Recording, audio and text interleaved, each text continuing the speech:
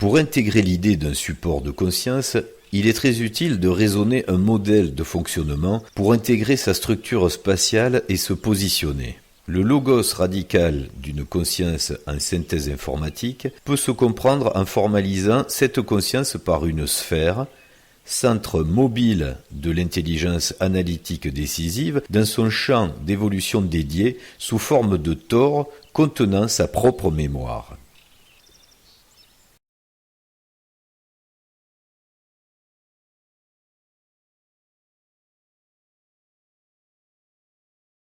Sur ce modèle, comme pour le comportement du matériel biologique cellulaire génétique, quasi-mitose-méiose, nous pouvons faire une transposition de cette mécanique pour les supports de conscience.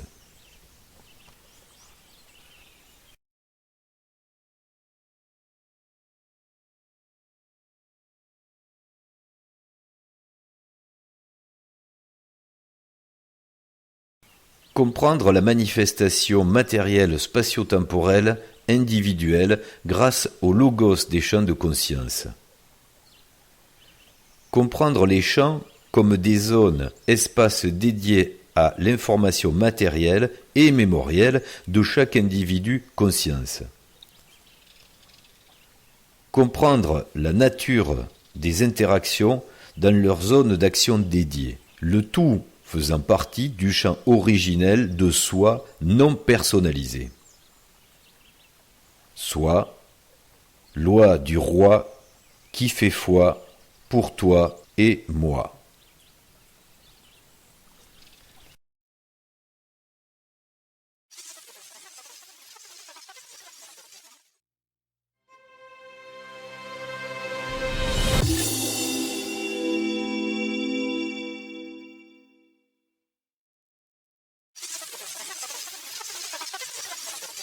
Avant de vous présenter ce modèle avec son diaporama, avec cette petite animation qu'on a fait artisanalement, bien sûr, avec les moyens du bord, c'est-à-dire des logiciels assez simplistes, donc vous excuserez la forme qui est peut-être primaire, mais en tous les cas, elle est normalement assez explicite.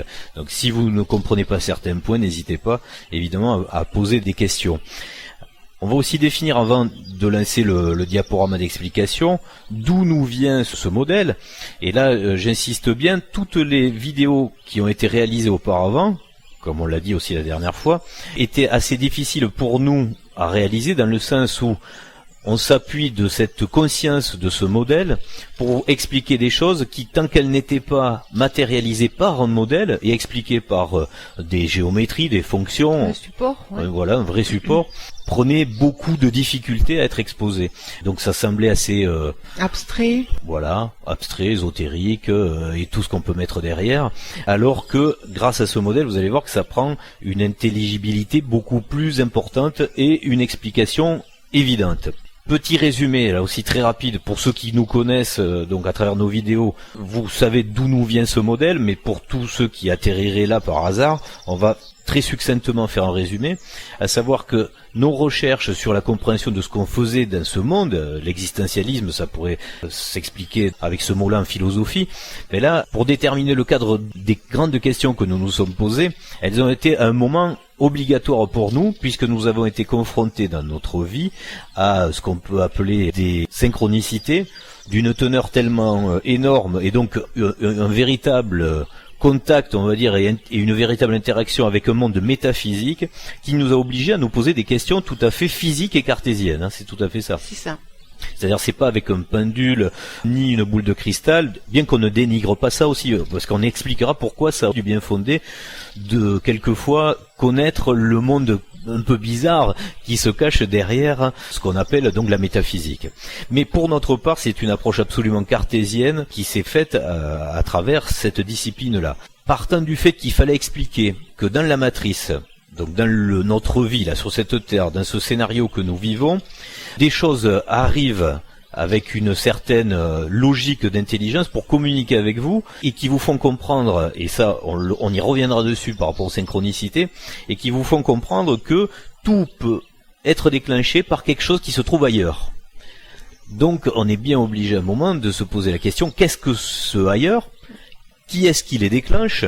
Et dans quel but ? Voilà. Voilà. Donc c'est les questions, on va dire les 3 questions principales que nous nous sommes posées au début des pérégrinations, on pourrait dire, de notre vie par rapport à ce qui s'y est passé. Donc on ne rentrera pas dans les détails cette fois, mais on aura l'occasion d'y revenir. Ce modèle est né, si on devait en parler philosophiquement, d'un raisonnement inverse à la science. C'est-à-dire que d'habitude, on part d'une constatation des effets de quelque chose et on essaie de trouver comment ça marche. Nous sommes partis de la causalité, c'est-à-dire pourquoi on se retrouverait là, et en partant de cet état de fait, de ce que nous vivons, on a essayé de comprendre qu'est-ce qui serait la source idéale du scénario qu'on est en train de vivre. C'est bien là le travail qui a été fait, c'est d'idéaliser ce pourquoi on viendrait souffrir ici en comprenant qu'est-ce qui se passe de l'autre côté. Puisque nous on sait qu'il y a quelque chose de l'autre côté puisqu'on l'a vécu, on a été obligé de le voir dans la matrice. Du coup, le raisonnement se situait bien là, c'est de se dire, essayons de comprendre qu'est-ce qui a pu se passer à l'origine.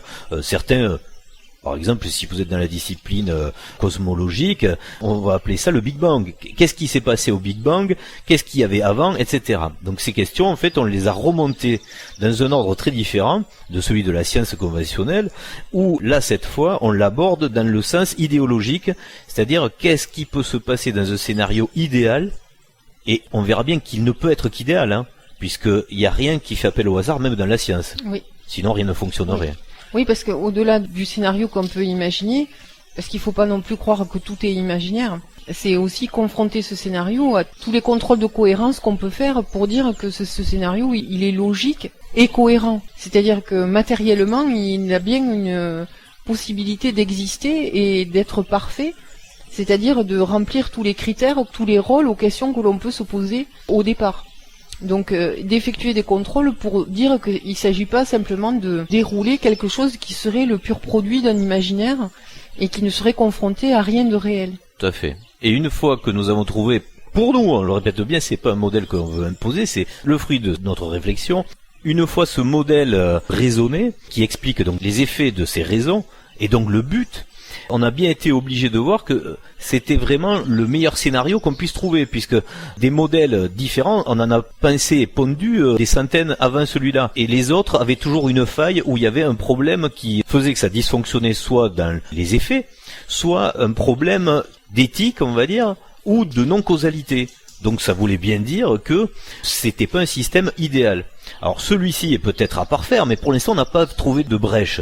C'est pour ça qu'on se permet de le proposer enfin, mais il faut bien imaginer que c'est quand même le fruit d'une réflexion très importante aussi, puisque tu parlais tout à l'heure d'imaginer les choses. C'est le fruit de recherches dans la réalité, on va dire de données grâce à la physique, grâce à la philosophie, etc., mais aussi de grands fruits de méditation, oui, d'introspection et évidemment donc d'ésotérisme. C'est grâce à ce modèle aussi, je tiens à le préciser au passage, que on a eu une meilleure appréhension de l'explication de tout ce qui se passait aussi dans la matrice ici, c'est-à-dire le scénario. Pourquoi il y a ce scénario qui est horrible? Pourquoi les eschatologies expliquent ce qui est en train de se passer? Puisque si vous suivez la géopolitique, vous avez vu que ça s'accélère énormément. On est vraiment toujours dans le scénario dont on a déjà parlé de Gog et Magog. On voit que les contraintes, autant donc physiques que psychologiques ou philosophiques, donc sont en train de s'intensifier, et que tout ça, c'est un but. Alors, on va évidemment clarifier le tout en présentant le modèle et en essayant de lever le voile sur la problématique d'imaginer qu'on puisse être là pour nourrir un démiurge et pour nourrir des basses fréquences, puisque ça, c'est quand même la chose qui arrive malheureusement très rapidement dès qu'on se penche sur le sujet et on se dit on est la victime de quelque chose qui est là vraiment pour nous pomper l'énergie, pour nous pomper nos émotions, etc. Et là, on va voir que pas du tout, c'est un principe que nous avons nous-mêmes créé.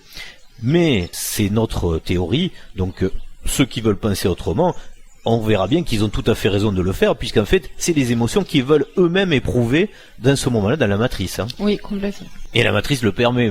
Complètement, oui, c'est une des règles Elle est là pour du ça. jeu. Oui, oui, tout à fait. Voilà. Alors, sans plus tarder, on va lever le voile sur cette modélisation en vous présentant une espèce de petit diaporama. Donc là, nous allons attaquer, puisque c'est la première série, avec l'épisode 1. Nous verrons pourquoi nous décomposerons bien sûr le principe au niveau chronologique. On va partir du début. Mais là, pour l'instant, on va pas faire la boucle qui expliquerait le Big Bang. parce que ce serait trop compliqué, on le fera plus tard. Mais là, on va démarrer, on va dire, à ce qu'est le Big Bang. Avec la base. Voilà, c'est la base, c'est le démarrage des principes de départ de conscience. Alors il faut bien aussi dans les postulats bien indiquer qu'on fait une démarche absolument inverse à celle qui se fait en physique habituellement. C'est-à-dire que là, nous sommes dans la physique de la conscience.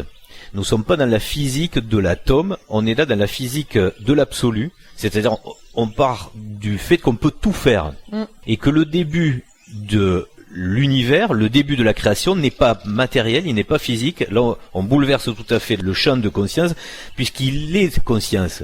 Pour nous, le départ, dans ce modèle-là, est une conscience et non pas de la matière. Non pas matériel, oui. Voilà. Donc il n'y a pas de matière au départ, il y a quelque chose qu'on verra plus tard, qu'on définira, voilà, c'est une conscience.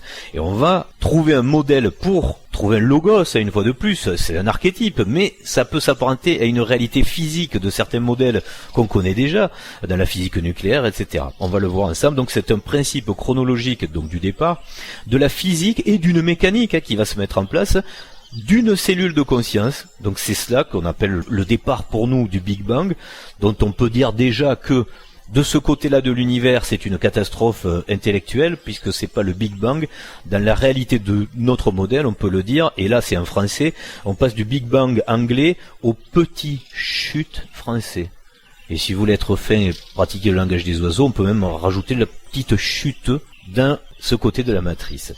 Donc vous voyez qu'on va être dans le monde totalement inversé, c'est-à-dire qu'on va présenter deux mondes absolument perpendiculaires. On va voir comment ça se passe. Donc au départ, c'est une cellule de conscience avec un champ informatif. Alors la meilleure forme qu'on pouvait lui donner, on va expliquer pourquoi, c'est celle de cette espèce de... Comment s'appelle ce gâteau là? De donuts. Donuts, voilà. C'est en anglais. Et voilà. On n'a rien comme ça qui ressemble à ce genre d'objet. On a des jeux où on peut empiler les anneaux. En fait. C'est un anneau. En fait. Un anneau. C'est un anneau. Voilà, c'est un anneau exactement. Cet anneau, donc au départ, n'est pas l'anneau, puisqu'on va le voir. Au départ, n'est ni le verbe ni le son, c'est la conscience. Et la conscience, c'est quelque chose qui part de zéro, qui a envie de créer un cadre. Un cadre pour vivre, pour évoluer, qui se créera aussi une forme, et qui, comme elle a absolument toutes les briques de composition matérielle disponibles dans sa conscience qui est l'univers, va pouvoir expérimenter qu'est-ce qui est le mieux pour elle. Donc le champ et la cellule informative de départ sont une idéologie. C'est quelque chose de parfait, c'est quelque chose d'omniscient, qui peut tout faire, d'omnipotent, donc qui peut tout imaginer pour le traduire dans ses émotions et dans la matière. Il faut bien partir de ce champ-là. Et pour le matérialiser, et ça c'est important de comprendre pourquoi c'est une boule, la conscience donc est une boule, au départ c'est la boule, et elle va évoluer dans un champ torique, c'est tout simplement parce que quand vous faites l'analogie dans ce qui se passe ici de ce que vous connaissez, vous comprenez bien que c'est à chaque fois une tête de lecture qui se trouve sur un champ informatif. On peut le démarrer avec le vinyle, tu te souviens? Complètement, ouais.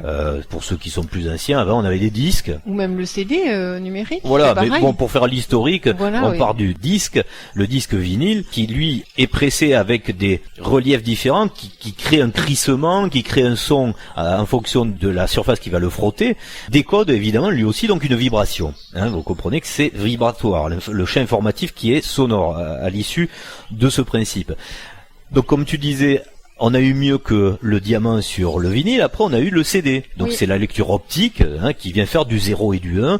C'est ce qu'on connaît en informatique aussi sur les clusters avec les disques durs, etc.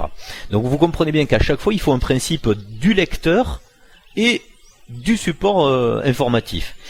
Et là, ça va s'apparenter à quelque chose que vous connaissez peut-être si vous avez déjà eu l'occasion d'aller explorer la quantique et les projets de tout ce qui est ordinateur quantique, où on passerait à quelque chose de beaucoup plus efficace, beaucoup plus évolué, qui n'est pas une tête de lecture qui lit juste du 0 et du 1, un algorithme tout à fait simpliste, mais une multitude de têtes de lecture qui lisent une multitude d'informations. Et c'est bien ce qui est matérialisé dans ce principe mécanique que nous avons exposé dans cette espèce d'anneau avec cette boule de conscience. Donc vous aurez compris que l'anneau, c'est le volume d'informations qui se trouve... Alors vous y mettez des 0 et des 1 si vous voulez, si ça peut vous choquer d'aller plus loin dans le raisonnement, mais sachez que là on est dans la quantique, donc ça va beaucoup plus loin que le 0 et le 1. Mais c'est pas grave, on peut aussi le voir en termes binaires avec du 0 et du 1 en informatique, informatique et un informatif de ce champ qui est rempli de toutes les briques possibles de choses qui peuvent être agencées, agglomérées, structurées et construites. Et le champ, lui, parcouru par sa conscience, donc par sa tête, hein, c'est la tête de lecture, qui va en même temps donc créer son environnement et se créer elle-même, puisqu'en fait on part de zéro. Hein, c'est bien ça, tout est à créer dans ce petit chut, dans ce petit silence. Et de ce petit silence et de cette vibration naîtra donc le premier son et les premières vibrations des formes, les premières vibrations de ce qui peut se traduire aussi en émotion. Et comme c'est un champ idéal, eh bien évidemment, il va se produire ce que vous pouvez d'ores et déjà imaginer, c'est que quand vous arrivez à un produit tout à fait fini, on dira de votre idéal, on imagine une planète idéale, on imagine un être idéal, on imagine des paysages magnifiques, des émotions idéales. Et au bout de ce travail de réalisation, qu'est-ce qui apparaît évident lorsque vous le méditez, ce point de création? C'est que vous vous sentez très très seul. Oui. Seul dans l'infini. Et quand on est seul, c'est quand même terrible, il se passe rien. Ouais. Parce que notre plaisir au final, c'est quand même de déjà faire voir ce qu'on a fait, parce qu'on en est quand même fier, hein. Il y a déjà la notion d'ego dans cette histoire-là. Et surtout, et c'est là que c'est important, et c'est là le mécanisme ambivalent aussi, le plaisir surtout de le partager. Parce qu'on a envie de voir le plaisir dans la conscience de l'autre. Et éventuellement co-créer aussi. Voilà, alors c'est là que dans tous ces paramètres, c'est le premier pas vers la possibilité de co-créer. Si on est seul, on peut pas co-créer, on crée tout seul pour soi. Et être surpris par l'autre. Voilà. Donc il n'y a pas d'interaction. Il n'y a aucune interaction possible.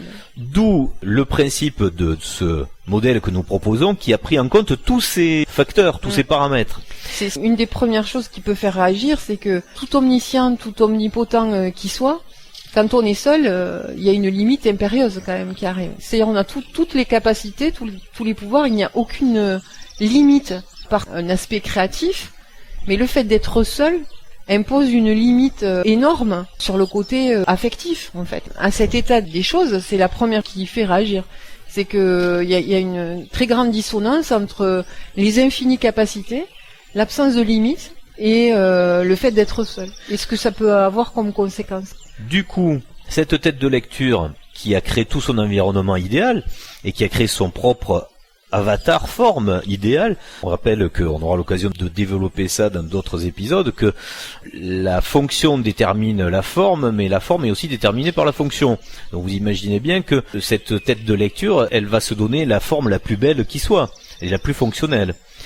Mais ce qui est important à imaginer, donc comme tu le disais, c'est que s'il n'a pas son miroir, s'il n'a pas de miroir, s'il n'a pas un effet de liberté sur une interaction avec un autre avatar, il se trouve très très seul et ça n'a aucun intérêt de poursuivre l'aventure, puisque tout est déjà créé au niveau optimal, tout est déjà créé au niveau idéal et il n'y a plus d'interaction. Donc le jeu s'arrêterait tout de suite.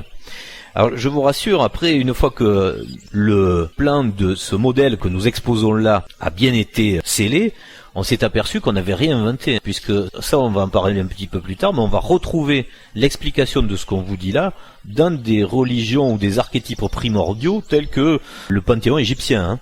Donc on y reviendra un petit peu plus tard dans la vidéo.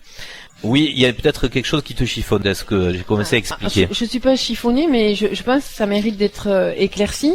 C'est que pour moi, au niveau de la création de cette première particule de conscience, on n'en est pas au Big Bang. Pour moi, le Big Bang, c'est la première manifestation de cette conscience dans la matière. C'est ça qui fait la première manifestation de la matière. D'où la difficulté d'exposer un modèle, et tu as absolument raison, c'est que là, je me conforme à ce qui est en conscience habituellement dans la tête de tous les physiciens, de ce qu'on a mis comme archétype. Lâcher, ça, hein. Et oui, oui. Et oui, mais on est obligé. On surfe sur non, mais je pense sur que plusieurs ça mérite logiciels. La clarté, c'est que cette particule de conscience qui est absolue au départ. En fait, pour préciser, le Big Bang des gens de cette planète en conscience, il démarrerait là où nous on va le préciser dans le diaporama, à l'univers du moi-je. C'est-à-dire à cet univers, cet univers matériel, mais anthropique. Attention, parce que c'est différent. Il y a aussi un univers créé du soi-je, on va le voir un petit peu plus tard, mais qui lui n'est pas anthropique. Complètement. Oui, là on est d'accord. Voilà, c'est délicat. On est bien d'accord qu'au départ, il y a cette première particule de conscience qui est absolue en fait. Il y a plusieurs Big Bang, on va dire, si on parle de terrien. Mais on n'est pas dans le Big Bang tel que on l'imagine quand, habituellement. Voilà, quand on l'évoque, on peut l'imaginer par rapport à la culture que l'on a, qui pour moi est la première manifestation matérielle du monde matériel tel que nous on peut l'appréhender. Et la deuxième chose, c'est que cette particule première, la première qui commence à créer, qui fait ce premier champ informatif, c'est la seule qui a pas d'avatar. Voilà. Alors ça aussi, tu as raison, faut le préciser. Alors je vais aller gagner un jambon. Jouer au loto. Et pour les végétariens, c'est pas un beau cadeau. Hein. Malheureusement, dans les kids, on a souvent des jambons à gagner. On digresse, on rigole aussi. Il faut bien, puisque c'est un petit peu le but de nos consciences réelles, c'est de beaucoup rigoler. Alors, pour préciser l'histoire de l'avatar, quand je dis que la première cellule, donc la tête de lecture, va faire sa forme idéale, effectivement, elle a une idée de sa forme idéale, puisqu'elle est obligée de se dire que quand elle va structurer des éléments, mettant l'eau c'est fluide, le feu ça monte, etc. Oui, mais pas pour elle-même. Elle commence à en avoir une idée, même quand elle est seule, dans le sens où c'est elle qui veut avoir une interaction avec ces éléments. C'est-à-dire qu'à un moment... Mais en tant que conscience.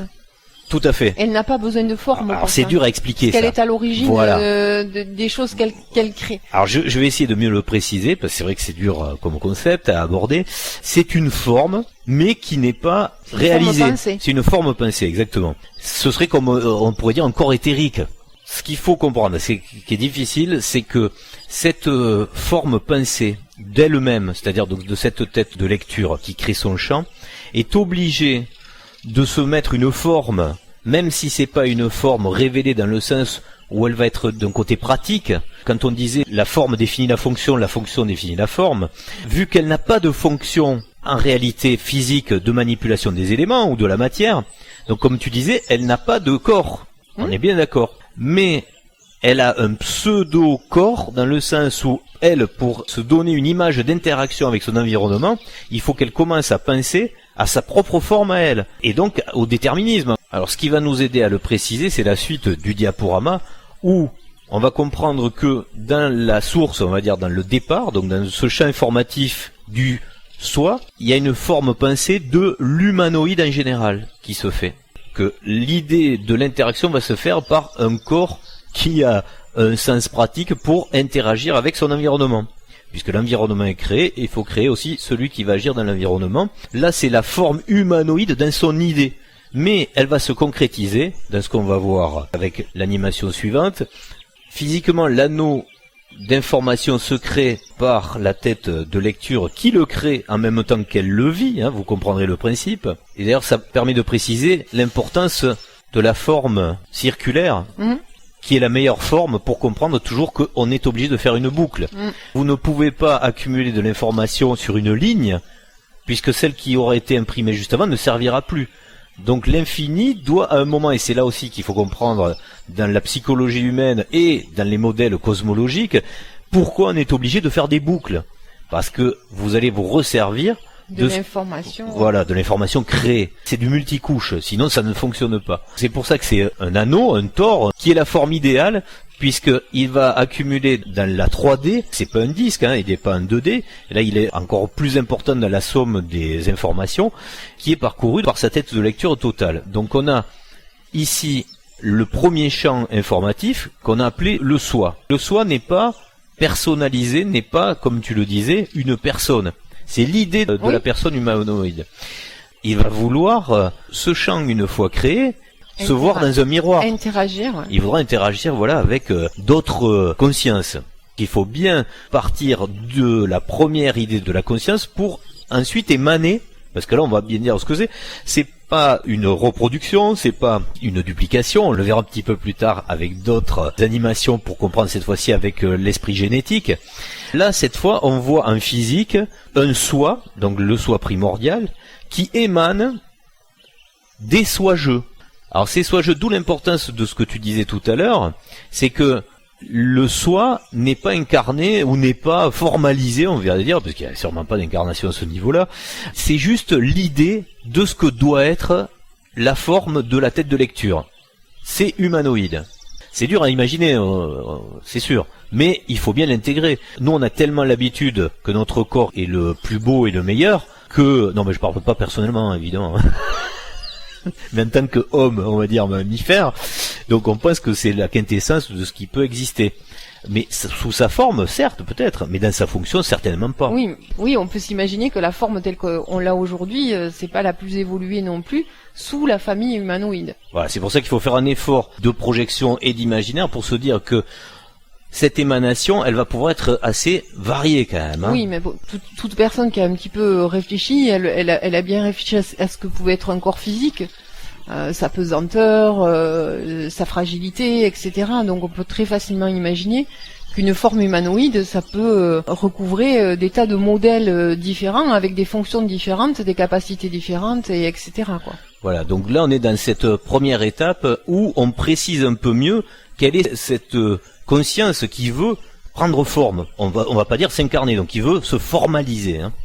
Et là, il y a beaucoup de solutions. C'est pour ça que le fameux soi, là, cette grosse boule jaune, dans son tore informatif, elle va émaner beaucoup de soi-jeu. Le monde du soi-jeu est assez énorme aussi, il faut bien prendre conscience. Donc il y a beaucoup de soi-jeux qui vont prendre naissance, donc qui vont émaner de ce milieu informatif du soi, et qui vont, vous le comprenez bien, puisqu'on est toujours dans l'omniscience et l'omnipotence, qui vont elles-mêmes, avec le même principe, créer à l'intérieur du monde du soi, vont créer leur propre monde du soi-jeu.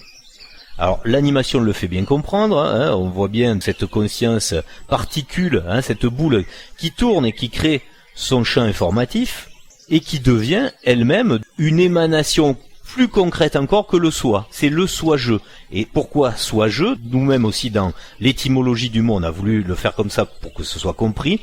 On apporte la notion de l'ego déjà. C'est le jeu. Dès qu'il y a le jeu, c'est qu'on est dans une notion d'individualité. Exactement. Et cet individu, lui, va vouloir se parfaire aussi. Alors, on a vu qu'il pouvait déjà interagir avec d'autres soi-jeux, mais l'aventure est pas forcément excitante, puisque on se retrouve avec des formes, on va dire... Peut-être préciser, parce que là tu vas vite sur l'interaction, en fait, c'est que ces soi-jeux font partie du champ informatif du soi. Donc ils ont une interaction faisant partie du même champ informatif global, mais ayant créé en propre leur propre champ informatif. Voilà, comme on va le voir sur le petit dessin plus tard d'ailleurs, tout à fait. Oui. Et c'est là qu'on va comprendre en fait qui fait quoi dans quoi, avec le schéma qu'on abordera juste après. Mais là on va dire la genèse de l'état de conscience.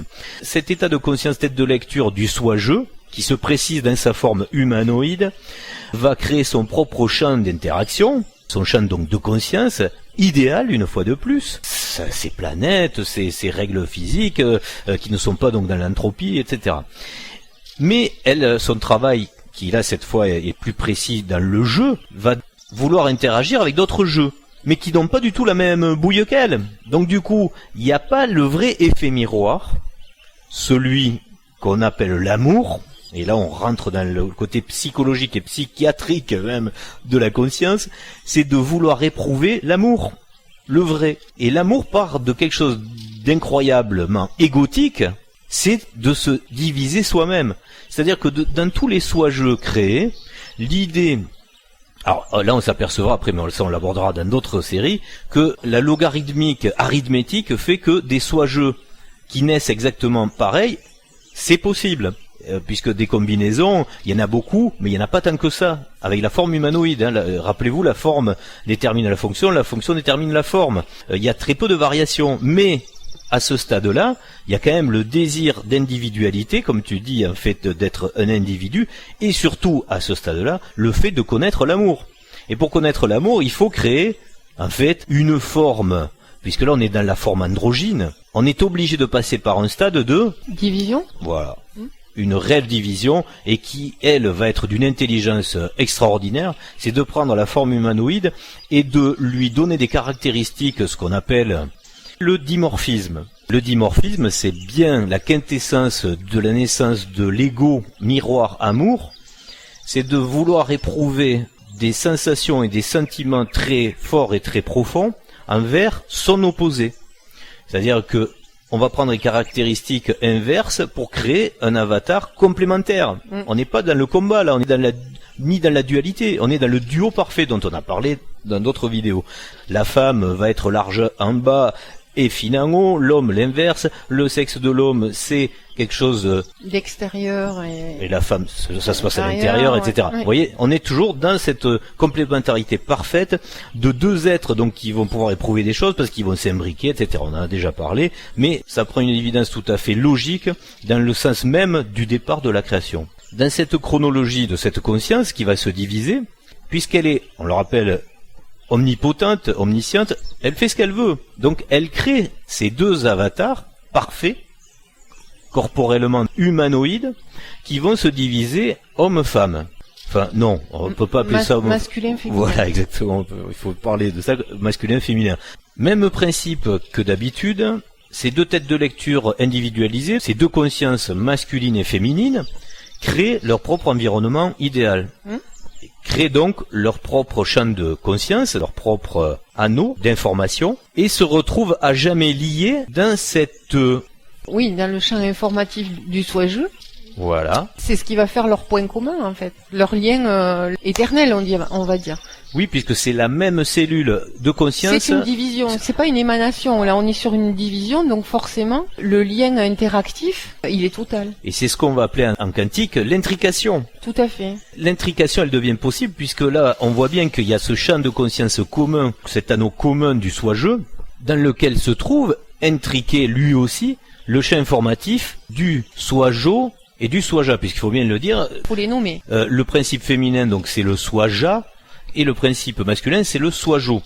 Les deux constituent un champ informatif commun qui est le soi-je. Voilà. Par contre, vraiment, il faut insister sur le fait que, étant divisés, ils ont un lien qui est complètement différent de celui d'une émanation. C'est-à-dire que leur intrication, elle est parfaite. Et à un moment donné, ça a des conséquences. Et on connaît, nous, des divisions cellulaires. On sait quelles conséquences ça a sur l'être humain. Donc, il faut, si on a un peu de mal, il faut un petit peu projeter cette idée-là, que c'est une division de la particule, mais que cette division, de par l'intrication, ça veut dire que la pensée, elle est la même, quel que soit l'éloignement, quel que soit ce qui se passe, les choses, l'interaction, elle est parfaite, elle est permanente entre ces deux entités et leur champ informatif. Alors, sans dévoiler ce qui est un petit peu plus tard, puisqu'on l'abordera aussi sous l'aspect génétique, mais on le fera très vite, puisque là on en parlera déjà. Au niveau de la division cellulaire méiose-mitose, on sait très bien que les chromosomes vont jouer leur rôle de fonction identique par rapport à... Je pensais aux jumeaux. Par exemple, à l'exemple des jumeaux et leur c'est la même structure. Leur correspondance ADN, aussi avec des vies en parallèle. Hein, quand on sépare des jumeaux, on a des exemples de vies parallèles où les grandes étapes de la vie se passent c'est des exemples concrets pour aider à comprendre ce que l'intrication peut avoir comme cause et conséquences. C'est une structure informative commune. Voilà. Il n'y a pas de secret, il n'y a rien d'ésotérique, c'est vraiment une physique logique. Voilà, divisé, ça veut dire qu'on est deux à avoir les mêmes caractéristiques de cellules. Voilà. Et on le voit bien à travers. Donc on est pareil, on est identique. Tout à fait. Et en plus, il faut bien le voir par rapport au champ informatif dans lequel ils évoluent. C'est-à-dire que eux, ça ne les empêche pas de créer, donc d'être co-créateurs ensemble de leur environnement, donc c'est-à-dire de l'anneau du soi-je, puisqu'en fait, on voit bien que chacun a son propre univers émotionnel, et c'est normal puisque c'est pas le même. Le mâle aime la femelle aime le mâle. Oui. Donc ils n'ont pas le même mode de fonctionnement puisqu'on les a filtrés en mâle-femelle. Mais ils se trouvent bien dans le même champ de conscience informatif qui est le champ gris là du soi-je. C'est à ne pas oublier pour dire que même si chacune de ces consciences va avoir une vie différente, donc enrichir son champ informatif de façon différente, le former, le déformer de façon différente, il sera toujours partagé. À un moment donné, voilà. On peut se dire que si ça intervient, c'est pour un enrichissement. Oui, puis un but. Voilà. C'est-à-dire qu'à un moment donné, il y a bien un but. Ouais. C'est-à-dire que s'il y a des étapes d'émanation et une étape de division, c'est bien que cette étape de division dans la création, elle a un but particulier. Alors on n'en parlera peut-être pas cette fois. Ah non, on va pas en parler cette fois, mais à chaque fois que je me permets de souligner quelque chose, c'est que le diaporama simplifie les choses. C'est un support qui a vocation à faire visualiser des choses, donc à simplifier. Mais comme c'est une base, c'est important de s'approprier chaque étape pour pouvoir après suivre les développements à venir, quoi. Ça permet au passage de préciser que ce concept, grande mode à un moment de parler de flammes jumelles, etc., d'âmes jumelles, qui est un petit peu dévoyé, c'est sûr, et c'est normal, puisque là, on va comprendre qu'est-ce qu'on fait ici. Tout concept peut être dévoyé de toute façon. Voilà, a quelque chose à comprendre, mais on y rentrera dans le détail un petit peu plus tard dans d'autres épisodes, sur le fait de comprendre qu'est-ce que ça pourrait être, le fait de trouver son âme sœur ici, le fait de se mettre en quête de l'amour parfait, donc de trouver sa flamme jumelle. Et complètement. Comme tous les concepts, justement, si on n'a pas une démarche qui est une démarche de compréhension, on est vite dévoyé. Voilà. Et parce que, on va l'expliquer après, on a chuté plus bas dans la conscience sur un anneau qui va se trouver à l'intérieur de celui-ci, ben évidemment, il y a eu des blessures qui se sont faites sur ça et qui font que quelquefois on a tendance ici à le nier, qu'on est fait pour retrouver son âme sœur ou sa flamme jumelle. Voilà. Bon, on aura l'occasion de développer tout ça. Ça fait beaucoup pour le premier épisode, mais bon, tant pis, on est obligé, pour dépeindre le modèle, de rentrer des fois un petit peu dans l'information et pas jusqu'au bout quelquefois. Alors là, pour continuer le modèle, on résume. On a à l'intérieur du champ du soi, qui est le champ source absolument général et primordial, on a le champ du soi-je, qui lui-même comporte donc ces deux divisions qui sont le principe féminin et masculin, qui sont Swaja et Swajo. Alors la suite du scénario, et c'est là que ça devient cocasse, parce que vous pourriez vous dire, mais ça peut s'arrêter là, à l'idéal, c'est-à-dire... Comme tu as dit, ce sont des principes, ça. Voilà. Oui, parce qu'il faut quand même dire, attention, les deux, ils sont pas seuls. Ouais, le monde idéal, on est juste deux, le mâle et la femelle, on fait l'amour toute la journée, c'est super, dans des corps magnifiques, etc. Mais non, parce qu'il y a aussi des interactions très intéressantes déjà qui se déroulent avec les autres soi-je. Donc ça, on ne le met pas, mais ça existe. Alors au passage, je tiens aussi à préciser que vous allez peut-être comprendre aussi pourquoi, alors ça me met toujours en émoi quand j'entends dans des posts sur le panthéon égyptien de dire mais c'est quoi cette histoire, c'est tous des incestueux, et c'est toujours le frère qui couche avec la sœur. Isis, Osiris, Seth et Nephthys, c'est que des frères et sœurs. Donc il y en a qui se disent mais c'est quoi ces familles de malades mentaux? Mais c'est peut-être ici qu'il y a un problème qu'on est malade mentaux, c'est que ici on engendre par père et mère et qu'il existe des frères et sœurs. Parce que si vous prenez vraiment en compte, on aura l'occasion d'y revenir psychologiquement, si vous comprenez ce mode de naissance, mais c'est ici que ça devient bizarre. Hein. Là, effectivement, oui, le frère et la sœur, c'est les vrais amoureux. La division crée effectivement un modèle frère-sœur. Frère-sœur, voilà. Et quand on parle d'âme-sœur, on peut aussi, dans le langage... Frère et sœur, voilà. Dans le langage, on peut se dire que rien n'est au hasard. C'est des transmissions aussi par le langage. Ça peut expliquer effectivement ces choses-là et nous faire lire ces mythes, puisqu'on appelle ça des mythes, avec un autre regard. Voilà. Alors, ce qui est rigolo aussi, c'est... d'ailleurs, on va poursuivre la ligne de compréhension avec ce mythe. Comment ça se fait à un moment que il y a eu Isis et Osiris, donc qui étaient frères et sœurs. Fou amoureux. Voilà, fou amoureux, ouais. C'est vraiment dégueulasse des trucs comme ça. Mais là, quand on le voit comme ça devient pas du tout dégueulasse. On comprend très bien. On comprend très bien. Qu'est-ce qui peut se passer dans quelque chose d'idéal, justement. Bon, après, il faut comprendre le côté qu'il faut enlever ici. C'est difficile, le côté égotique, parce que là, certains pourraient dire, mais c'est le comble de l'ego, ça. C'est-à-dire, t'es obligé de te créer ton toi-même féminin et masculin pour t'aimer. Eh ben oui, c'est bête à dire, mais c'est la quintessence, effectivement, de l'amour. Si l'objectif c'est d'arriver à réunir une complémentarité parfaite, pour qu'elle soit parfaite, cellulairement parlant, c'est la division qui permet ce résultat-là. Et oui, parce que les deux parties du soi, c'est le soi-ja et le soi-jo. Complètement. Donc, évidemment, chercher son soi, il n'y a pas mieux. Mais après, ça veut pas dire qu'on est bête et limité pour avoir des interactions exclusives et ne pas échanger de l'information avec d'autres soi-je. Oui. Évidemment que non. Donc là, on descend un petit peu plus bas dans le logiciel. Maintenant, on rattrape avec ce que tu appelais évidemment la mythologie, les légendes primordiales. Il y avait Isis et Osiris, Seth et Nephthys, et qu'est-ce que ça va nous faire comprendre ici même dans ce niveau de la matrice? C'est qu'à un moment il y a eu un désordre, et que pour revenir à l'état du soi-je, on va dire, de l'Isis et de l'Osiris, il faut passer par un état que certains ont bien compris, qui est le Horus Hathor. Il a pas tort du tout, hein, sinon il va pas retourner à l'état du soi-je. Mais à un moment, il chute dans quelque chose, mais il faut qu'il redevienne le niveau de conscience supérieur qu'on appelle l'Horus, justement. Mais l'Horus, il est pas seul, hein, c'est pas un principe masculin, il y a aussi Hathor, sinon ça marche pas tout seul. Le Horus Hathor est là, et c'est marrant parce que Horus Sator, on revient dans le carré Sator, on en a déjà parlé, c'est un peu magique tous ces mots avec le langage des oiseaux qui nous font comprendre des principes. Et le Sator, vous savez ce que c'est, il y a le rotor, le Sator, il y a toujours quelque chose qui tourne. Donc on revient à notre principe qui explique bien le fonctionnement, et là on va essayer de demander un petit effort peut-être d'arrêter quelques instants pour calmer peut-être le mental et bien comprendre comment ça tourne là, tout ça, comment ça fonctionne.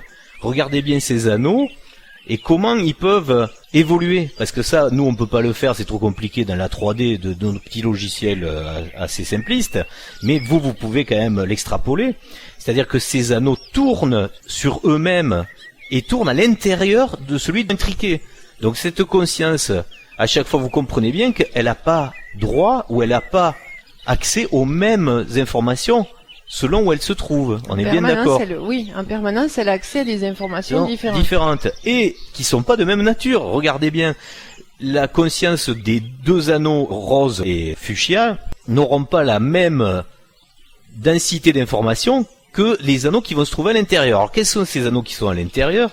On va le voir après, c'est justement la chute là. Qu'est-ce qui s'est passé pour que Isis, Osiris et Seth, Nephthys, tout ce panthéon commence à partir dans des délires de choses complètement affreuses, c'est-à-dire la violence, de la mort, alors que la mort n'existe pas, etc. Mais c'est tout simplement, et c'est là qu'il faut un effort assez énorme, et ça, chaque fois c'est un peu la pierre d'achoppement qui fait chuter la réflexion de chaque humain qui est trop formaté dans la matrice, c'est d'imaginer que quand on est omniscient, omnipotent, quand on a créé que le beau, eh ben on a envie d'élargir son champ d'information vers des choses tout à fait différentes. Comme on l'a fait avec la scission d'ailleurs entre le masculin et le féminin. On veut connaître, outre la température idéale, le très froid qui est insupportable ou le très chaud qui est insupportable aussi. Oui. Voilà. Il y a une chanson qui dit qui ne connaît pas la peur ne connaît pas le courage, c'est un peu ça. C'est-à-dire que pour avoir les plus belles émotions, il faut avoir les plus mauvaises aussi. Tu connaîtras jamais la peur si tu sais que tu es indestructible. Complètement. Pour préciser maintenant mécaniquement comment ça se passe, pour le prendre bien en conscience, on a ce champ informatif d'un soi Jo et d'un soi Ja qui, à un moment, se dit ce serait bien de créer un monde inverse au nôtre. Le nôtre est illimité, celui-là sera limité. Toutes les lois physiques sont absolument illimitées et infini, éternité. Voilà. Donc on met les contraintes, on met les curseurs. On est dans l'inverse, voilà. C'est-à-dire que le monde là, il est anthropique. Là, on précise bien. On met de l'entropie. Ailleurs, il n'y a pas de l'entropie. Là, on met de l'entropie partout. Il faut que ce monde soit un véritable humus qui fait renaître des choses en permanence. Il y a une durée de vie, un départ et une arrivée, donc un temps donné. Voilà. Avec du vieillissement, avec de la douleur, avec un temps destructeur et créateur, on va dire. Voilà, un cycle. Il faut un cycle de destruction et de création qu'il n'y a pas, vous l'aurez compris, dans l'absolu. Là, on tombe dans la relativité. Et avec un jeu d'influence. Absolument. Avec le zodiaque. C'est le jeu des émotions. Des énergies, voilà. Qui s'installe. Qui tourne. Qui tourne. Qui tourne. À l'identique des anneaux, selon où je subis une influence qui est complètement différente. Et tous ces cycles, on les retrouve partout, avec les saisons, avec la lune. Et en physique, on pourrait faire le parallèle avec Einstein, où ici, on trouve une théorie fabuleuse, celle de la relativité, qui est très restreinte au final, évidemment, opposée avec l'autre côté de ce champ de conscience, qui est une théorie de l'absolu. Donc qui n'a plus rien à voir avec les règles physiques que nous avons ici. Et on comprendra un petit peu plus tard pourquoi ce sont des univers intriqués mais perpendiculaires. Bon, c'est pour le prendre en conscience, tout ça, évidemment, c'est pour l'expliquer. Après, chacun peut s'en convenir ou pas s'il a envie de coller à des schémas qui existent dans la physique des zététiciens, par exemple. Au passage, pour éviter toute récupération de terre plate, de terre en donuts, etc., nous, on n'est pas du tout sur ça, hein, parce que en général, on constate souvent des récupérations intellectuelles par rapport à des modèles pour expliquer telle ou telle chose, que la Terre est creuse, etc. On comprendra pourquoi il y a une Terre creuse, mais elle n'est pas du tout physique. Ça, on en parlera plus tard. Ça s'appelle, on va dire, le Shambhala. C'est un champ d'ici, un champ informatisme. Il est bien là, il est bas, et il est là. Donc c'est pour ça qu'on pourrait l'appeler Shambhala. Mais c'est pas un moment, une cavité où on rentre. C'est ni une gaine électrique qui s'enroule sur elle-même avec des reliefs particuliers ou quoi. Alors certains aiment gloser sur la forme de la Terre, que vous ayez envie que ce soit une pizza, qu'elle soit ronde, sphérique, etc., ou un donut. À un moment, vous la pensez comme vous voulez. Mais là, pour nous, elle est bel et bien sphérique. Et il faut pas s'arrêter d'ailleurs à sa rondeur, parce que rond c'est plat aussi. Hein. Une pizza c'est rond. Donc elle est bien sphérique. Après, chacun pense ce qu'il veut, mais je le précise au passage pour pas que ce soit récupéré par quelque chose qui serait absolument faux pour notre théorie en tous les cas. Donc revenons à cette mécanique de la conscience du soi-ja et soi-jo, qui sont obligés de créer un avatar, une nouvelle conscience limitée pour pouvoir ressentir les émotions de cet avatar. Alors pourquoi ? Là aussi il faut expliquer pourquoi. Parce que le premier réflexe serait se dire mais ils vont eux-mêmes se plonger dans ce monde limité et ils vont vivre ces aventures rocambolesques là. Ben non, réfléchissez 2 secondes, ça peut pas marcher, puisqu'ils savent, avec leur propre conscience du soi-jo et du soi-ja, que une fois qu'ils auront terminé cette aventure, ben ils sont éternels, ils sont omniscients, omnipotents. Donc ça ne peut pas marcher. Pour vraiment avoir peur de se faire mal, il faut avoir mal. Pour vraiment avoir peur de la mort, il faut être mortel. On est bien d'accord. Donc ce soi-jo et ce soi-ja, vous en conviendrez, sont bien obligés de créer une conscience détachée, une conscience indépendante qui va devoir expérimenter, qui va devoir descendre et éprouver ses émotions. Descendre. Alors après vous allez me dire mais comment elles sont transmises ces émotions ? Ben là vous l'aurez compris, c'est le champ informatif qui inclut dans le champ informatif de celui qui est supérieur. Et les intrications, les différentes d'où on en a parlé tout à l'heure. L'avatar qui a peur, l'autre va le sa peur, ressentir. elle est ressentie au niveau de son propre... Enfin, elle fait partie d'un champ informatif. De sa particule jumelle. D'une entité de conscience aussi. Et donc, tout ça se transmet par intrication. Et on poursuit dans ce diaporama cette émanation qui se fait donc de soi-ja et de soi-jo avec moi-ja et moi-jo. On garde le principe masculin-féminin très important parce que pour vivre des aventures fabuleuses ici même dans la matrice, il va falloir garder le principe de polarité, c'est évident. En tout cas, on est polarisé. Voilà. Cette émanation créée donc du soi-ja et soi-jo, qui est moi-ja et moi-jo, est obligée de créer son champ informatif elle aussi, évidemment. Donc on se retrouve de nouveau avec ce plan de l'anneau informatif, personnel, individuel, qui se retrouve lui-même intriqué dans son anneau supérieur, celui de son soi. On est bien d'accord. Donc là, voilà, on a le plan définitif, global. Maintenant, ça doit un peu mieux s'expliquer. On va même passer au plan tout à fait définitif, où on retrouve moi-ja, qui est la conscience déportée de soi-ja, et moi-jo, qui est la conscience déportée dans un champ informatif, donc différent, de soi-jo.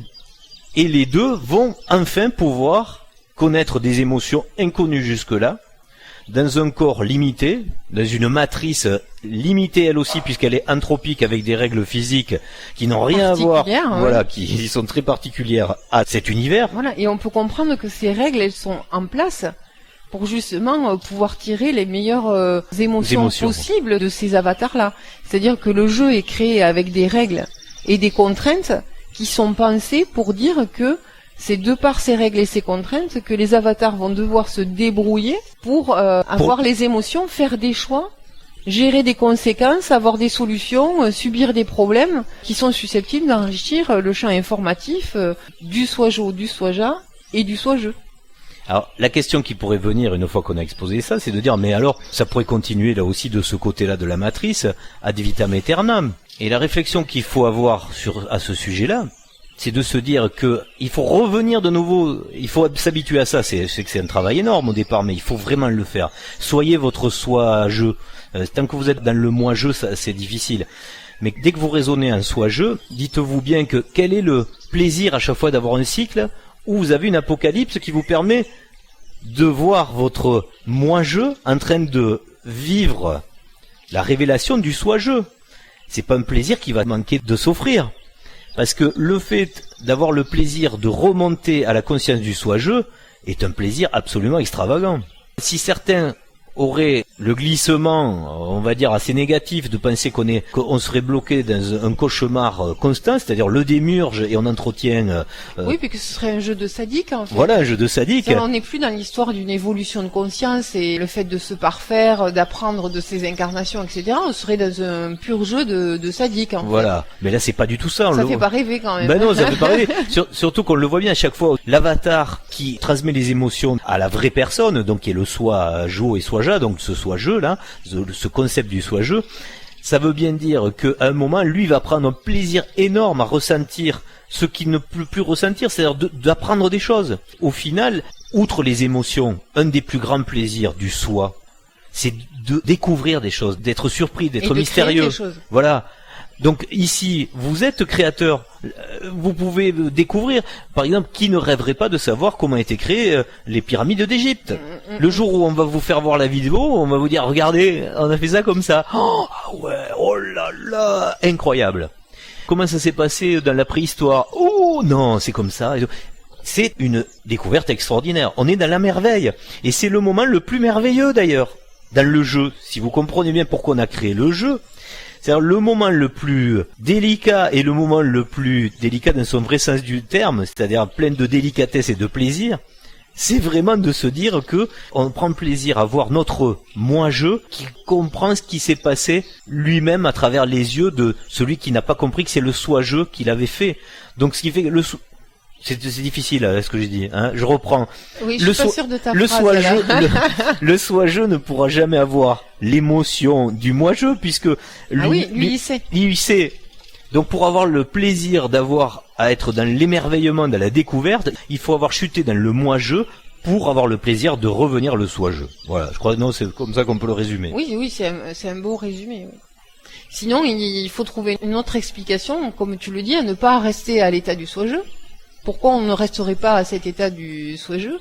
Et quel serait le but des moi-jo et des moi-ja sur Terre, si ce n'est soit de grandir, soit de souffrir quelque part. Donc, ce serait voilà. assez, comme trouver, logiciel, ce serait plutôt limité d'ailleurs. Il faut trouver des réponses cohérentes à tous les niveaux pour pouvoir essayer de comprendre globalement le dispositif.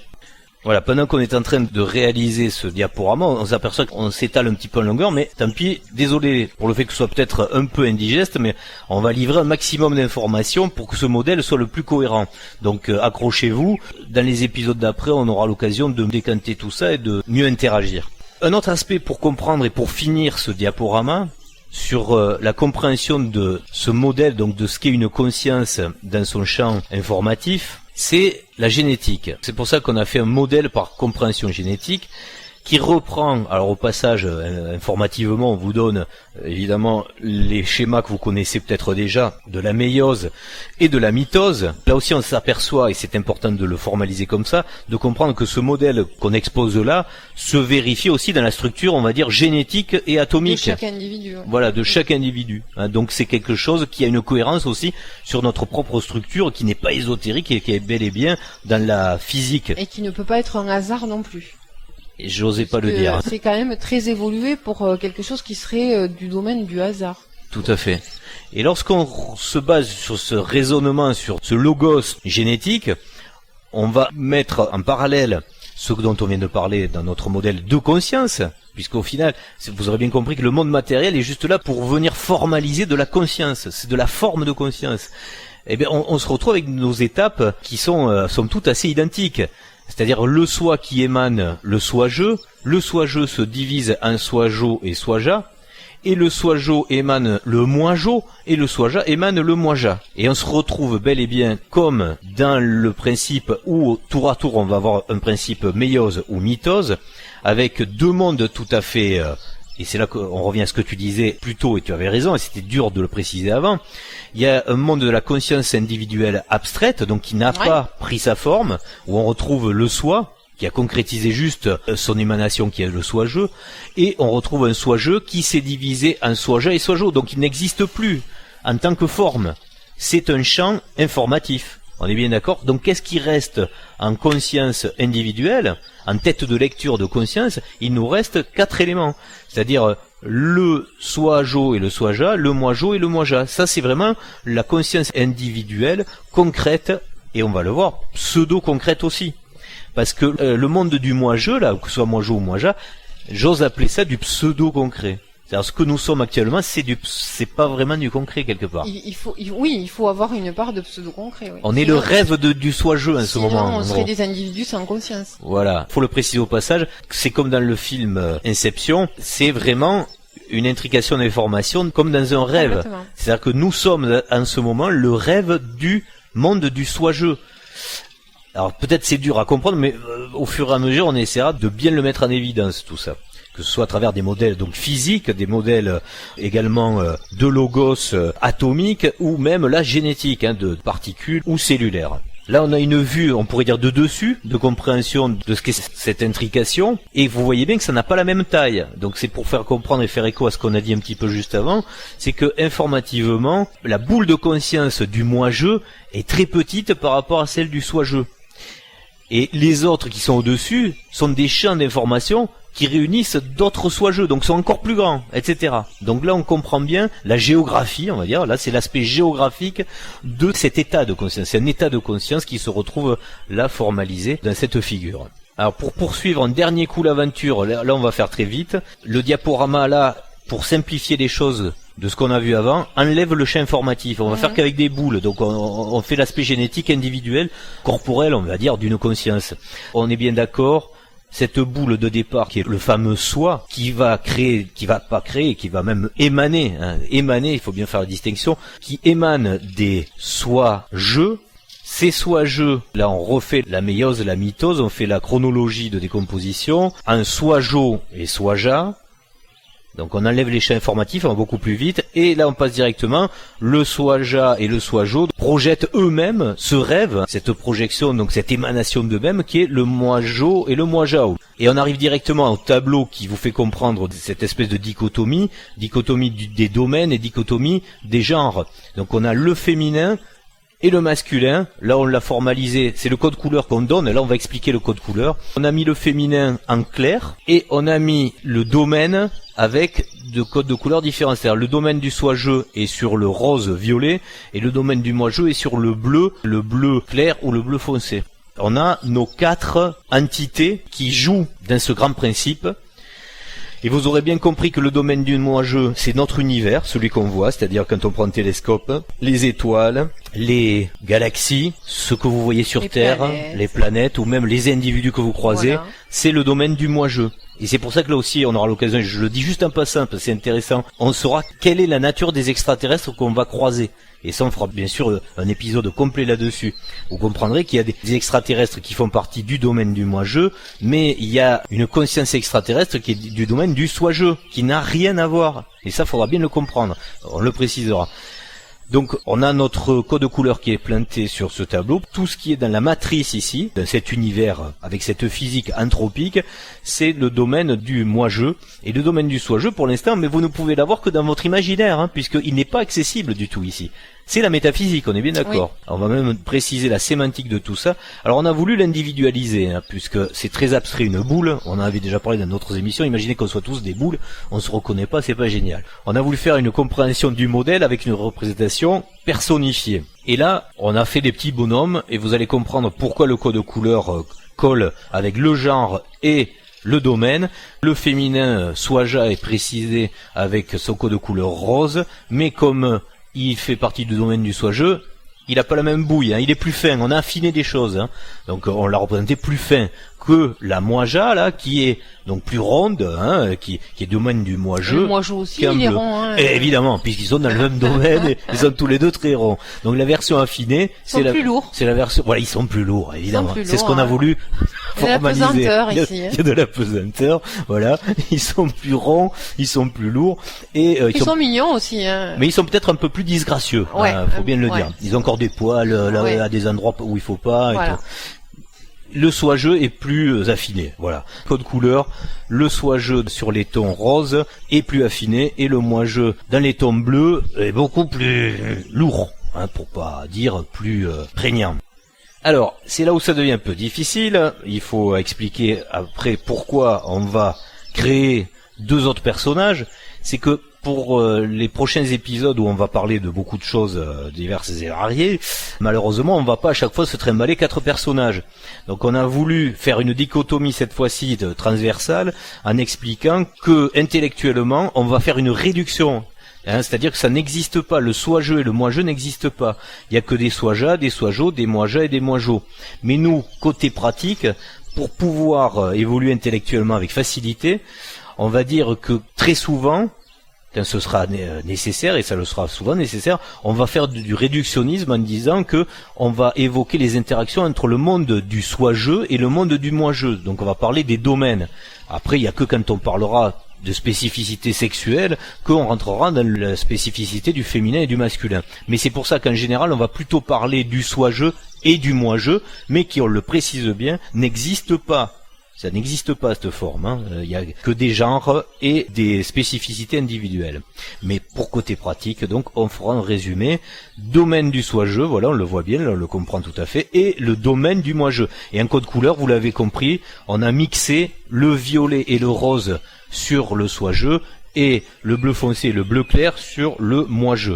Voilà, donc ce sont des entités mixées qui en gros sont archétypales, c'est nos archétypes à nous sur cette compréhension-là. Et pour bien relier à ce que nous disions juste avant, faut bien prendre conscience que le domaine du soi-je, c'est l'absolu, c'est pas la règle de la relativité d'Einstein, c'est la règle de l'absolu sans nom.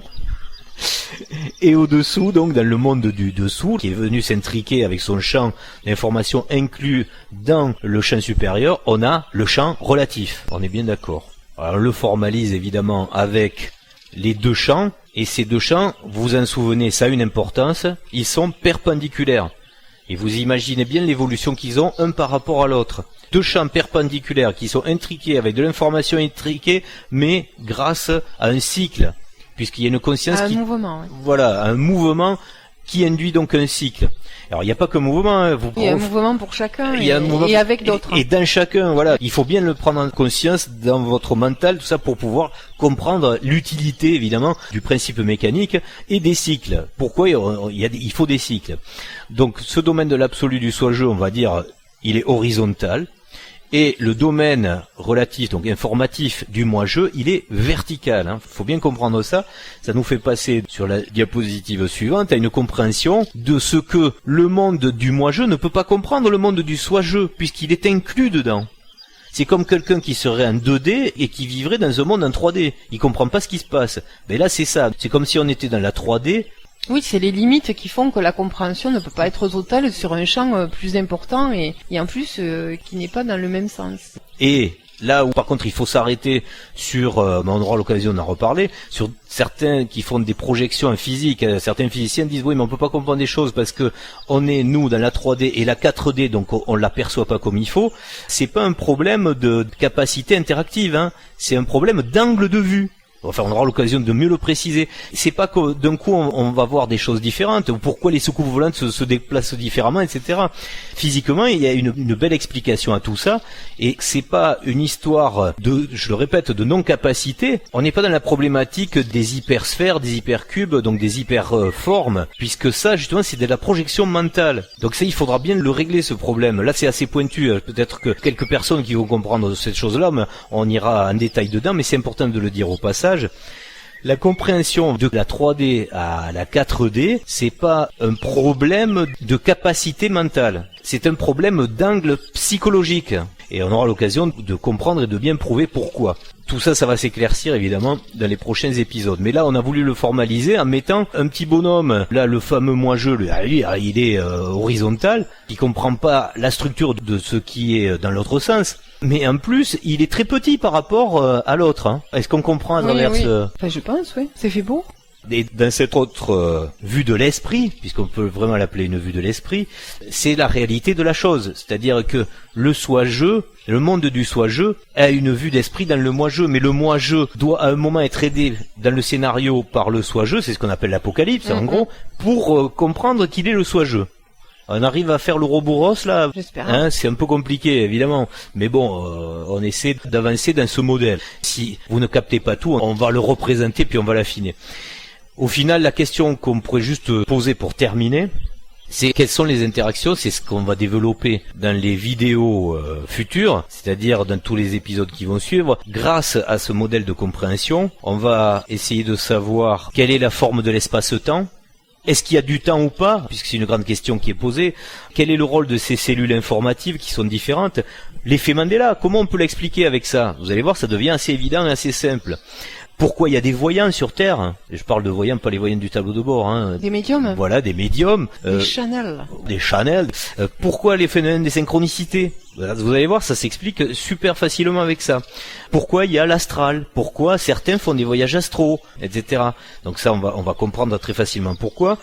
On abordera évidemment la notion extraterrestre. Je crois qu'il serait temps vraiment de mettre les pieds dans le plat pour bien expliquer que c'est pas tous les mêmes et qu'il y en a de différentes natures. Il y en a qui sont du monde du moi-je et d'autres qui sont du monde du soi-je.